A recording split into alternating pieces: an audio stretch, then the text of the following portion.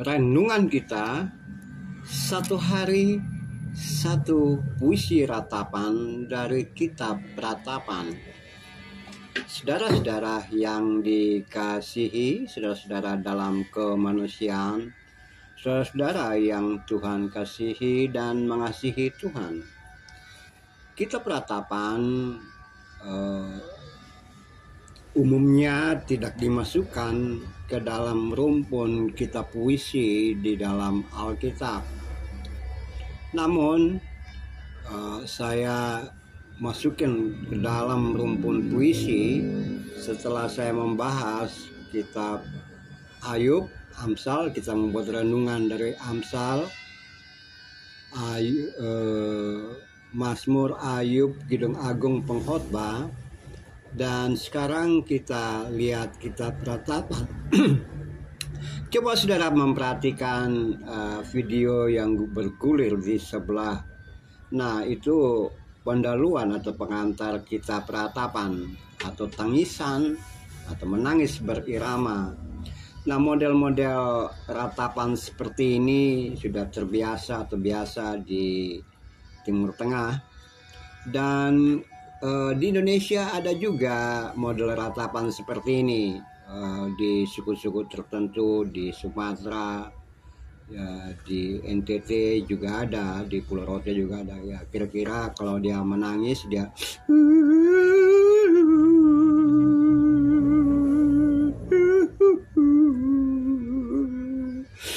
sudah pergi meninggalkan saya. Nah, itu model ratapan yang terbiasa atau biasa terjadi. Ada duka cita, ada tangisan, dan kemudian ada puisi-puisi di dalam ratapan tersebut. Nah, kitab Ratapan dihubungkan dengan Yeremia. Dalam terjemahan lama disebut Nubut Yeremia. Saudara-saudaraku yang kekasih, memang ini ratapan tentang peristiwa yang terjadi pada masa lalu ketika pusat kota umat Allah pada masa itu, Yerusalem, hancur berantakan. Namun bukan sekedar ratapan, coba saudara perhatikan, tapi bagian akhirnya ada pesan Tuhan. Jika mereka bertobat, maka Tuhan akan memulihkan mereka. Nah, di dalam Ratapan pasal 1 ini ada alasan-alasan. Bagian pertama menunjukkan bahwa ini loh yang membuat saya menangis, meratap, dan mencucurkan air mata. Ada beberapa alasan di situ. Kemudian kalau kita susun ulang pasal 1 ini, kita temukan, coba saudara perhatikan pelan-pelan kitab video yang bergulir di sebelah. Bagian ratapan ini diawali dengan mengapa, alasan ratapan Yeremia meratap, ya, penulis meratap. Kemudian kita temukan isi ratapan itu tentang Yehuda. Ya, ingat bahwa ini kerajaan selatan, ya, utaranya sudah tidak ada, sudah dibawa dalam pembuangan. Nah, ini Yehuda, kemudian Sion. Ini kronologisnya bagus, ya. Sion ini bukit Sion, ya.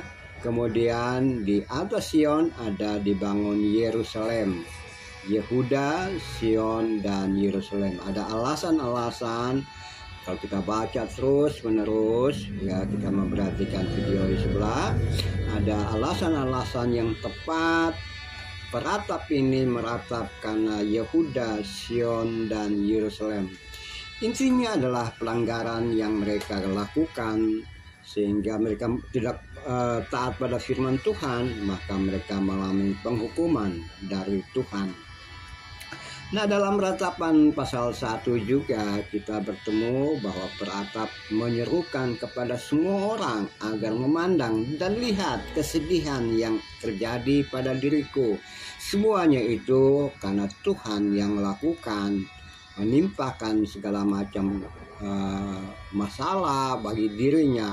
Ia membuat aku merana. murkanya menyala-nyala, kata peratap. Pandang, lihatlah ini. Bahkan peratap mengatakan, iya, Tuhan mengirim api dari atas masuk ke dalam tulang-tulangku. Aku kesakitan sepanjang hari.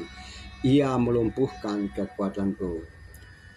Tuhan menginjak-injak Yehuda. Ya, akhirnya ia berkata bahwa hanya Tuhan yang benar. Nah, kemudian peratap juga dalam pasal 1 ini dia berseru kepada Tuhan, ya Tuhan lihatlah, ya Tuhan dengarlah.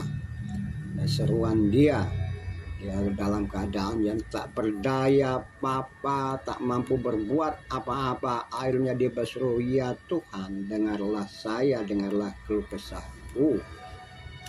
Saudara-saudara, dalam kemanusiaan, saudara-saudara yang Tuhan kasihi, dan dalam konteks meratap seperti itulah kita bisa pelajari bahwa bisa saja terjadi bahwa ada penghukuman Tuhan menimpa siapa saja, menimpa manusia, menimpa kita sekalian. Bisa saja terjadi jika kita tidak taat dan memberontak terhadap firman-Nya, firman.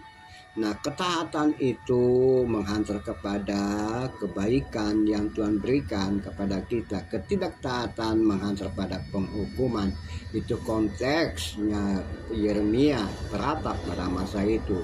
Namun kita memperhatikan juga di sini bahwa tidak selamanya Tuhan memberikan sanksi dan penghukuman, tapi Ia juga memberikan kelegaan.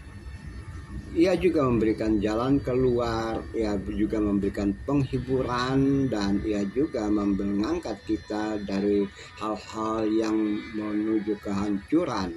Sehingga peratap punya keyakinan seperti itu, maka ia juga berkata, ya Tuhan lihatlah ya keadaan diriku. Nah, minta Tuhan melihat keadaan diri. Aku sementara seperti ini. Mari Tuhan tolong, ya Tuhan, aku ketakutan, aku gelisah, aku tidak mampu berbuat apa-apa. Mari Tuhan tolong. Nah, saudara-saudaraku yang kekasih, sampai jauh mana hidup dan kehidupan kekinian kita sekarang ini? Apapun yang terjadi di dalam hidup kita, durasi hidup kita, dan keluarga, famili, pekerjaan, atau profesi apapun, intinya adalah kita bisa berseru, ya Tuhan lihatlah keadaanku sekarang ini. Aku menyimpang, atau aku dalam keadaan terjepit, tak berdaya, atau tidak mampu berbuat apa-apa. Tuhan lihatlah keadaan diri dan tolong aku, karena Engkau yang mampu melakukan semuanya itu, menarik aku dari dalam keadaanku yang sekarang. Jika kita terlupakan, maka minta Tuhan. Tuhan tidak pernah melupakan kita, Dia tetap memperhatikan kita dan menolong kita. So, marilah dan berkata bersama-sama, Tuhan lihatlah keadaanku. Terpujilah Kristus, terpujilah Tuhan, haleluya, amin.